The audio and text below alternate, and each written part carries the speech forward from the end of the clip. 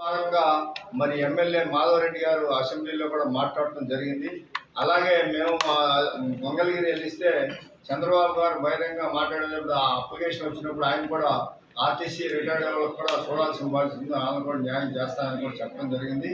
దానిలో భాగంగా మా జిల్లా మొత్తం వచ్చి నిన్న నిరసన కార్యక్రమం తెలిపాము. అలాగే దీనిలో భాగంగా రేపు పొద్దున ధర్నా చౌక్లో మరి మొత్తం అన్ని జిల్లాల నుంచి ఇక్కడికి వచ్చి నిరసన తెలుపడానికి వస్తున్నారు. మాకు ముఖ్యంగా సామాజిక పెన్షన్ రావాలి.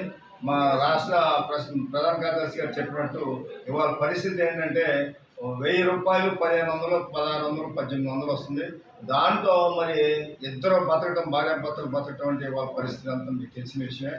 కాబట్టి మాకు సామాజిక పెన్షన్ 4000 ఇవ్వాలని, అలాగే అవకాశం ఉన్న వాళ్ళకి కూడా తెల్ల రేషన్ కార్డు ఇవ్వాలని, మరి అందరికీ కూడా సామాజిక పెన్షన్ ఇవ్వాలని చెప్పి మేము మీ ద్వారా మరి చంద్రబాబు నాయుడు గారిని కోరుకుంటూ జరుగుతాం. ఒక మెసేజ్ ఏంటంటే, రేపు మా ధర్నా సభలో జరగబోయేటువంటి మా కార్యక్రమానికి రాష్ట్ర సిపిఐ రాష్ట్ర పార్టీ కార్యదర్శి రామకృష్ణ గారు, టౌన్ పార్టీ కార్యదర్శి ఆహ్వానించడం జరిగింది. వారు వస్తారు, వారు కూడా మాట్లాడతారు మమ్మల్ని ఉద్దేశించి.